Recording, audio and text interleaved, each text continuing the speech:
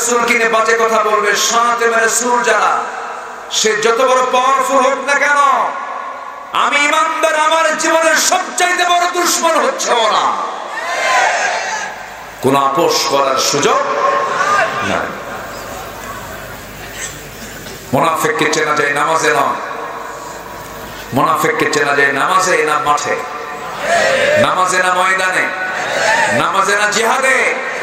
জিহাদে জীবন দেওয়া তো সস্তা না। আবু সাঈদ জীবন দিয়েছে, মুগ্ধ জীবন দিয়েছে, ওয়াসিম জীবন দিয়েছে।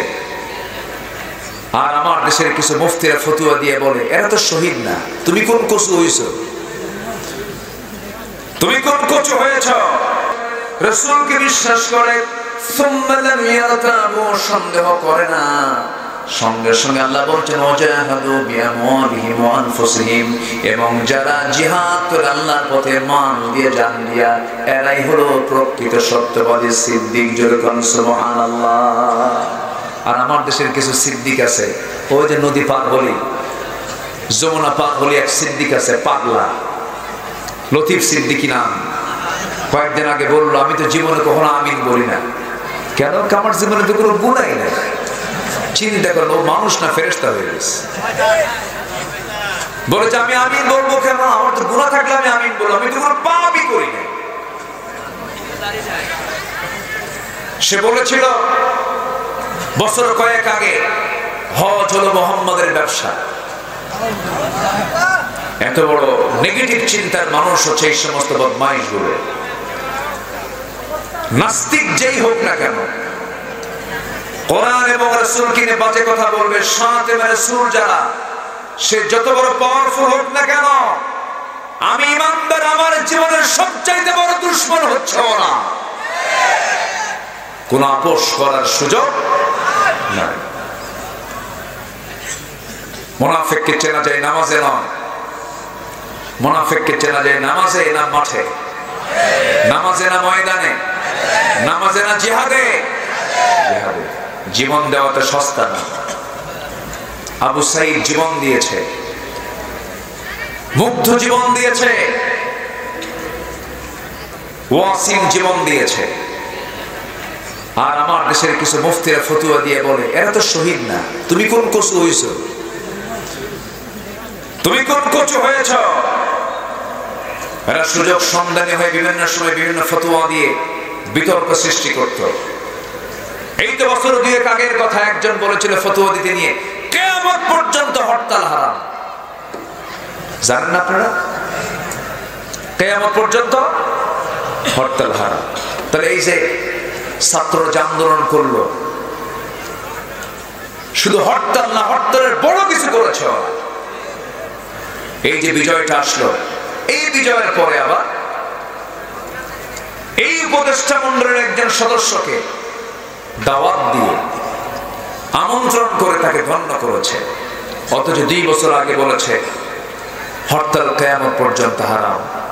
তাহলে জুলুমকে উৎখাত করার জন্য আন্দোলন করার দরকার আছে না নাই? আসতে বলবেন না, আছে না নাই? কেন জ্ঞানহীন কথা একজন ব্যক্তির মুখে মানাতে পারে, কিন্তু একজন আলেমের মুখে এটা মানানসই নয়। সম্মানিত ভাইরা, জীবন দেওয়া তো সহজ নয়। যত রক্ত লাগে দেব, প্রয়োজনে লোক পাঠাবো, আমি যাব না। কি আছেন এরকম লোক? আছে না নাই? মানে এমন হুঙ্কার ছাড়ে, যত রক্ত লাগে দেব, প্রয়োজনে লোক পাঠাবো, আমি যাব না। আবু সাঈদ তা করেনি। আবু সাঈদ বুকটা পেতে দিয়েছে বন্দুকের নলের সামনে। কত গুলি চালাবি চালা, জুলুম আর সহ্য হয় না। মুগ্ধ বলেছে, পানি লাগবে কার? পানি। এই যে পানি নিয়ে এসেছি। ছেলেটার বুক ঝাঁঝরা করে দিয়েছে। প্রতিটি হত্যার বিচার আমরা বাংলার জমিনে দেখতে চাই। আসতে কান কেন? প্রতিটি হত্যার বিচার হওয়ার দরকার আছে না নাই? আমার দিকে তাকান।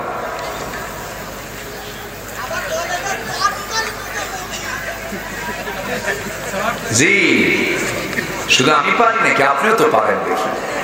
জি আলহামদুলিল্লাহ, আলহামদুলিল্লাহ বলেন। চট করে চলে আসবো না? হ্যাঁ, ওরা যা কয় তার উল্টা হয়, ঠিক কিনা? এই দেশে যতগুলো দল আছে এর মধ্যে 5 আগস্টের কয়েকদিন আগে শুধু একটা দলকে নিষিদ্ধ করেছিল, জানেন আপনারা? ইসলামী দল আরো ছিল না? 53টা ইসলামী দল আছে, 53টা। এর মধ্যে একটা ইসলামী দলকে, একটা দলকে তারা নিষিদ্ধ করেছে, কোন ইসলামী দল নিষিদ্ধ করে নাই।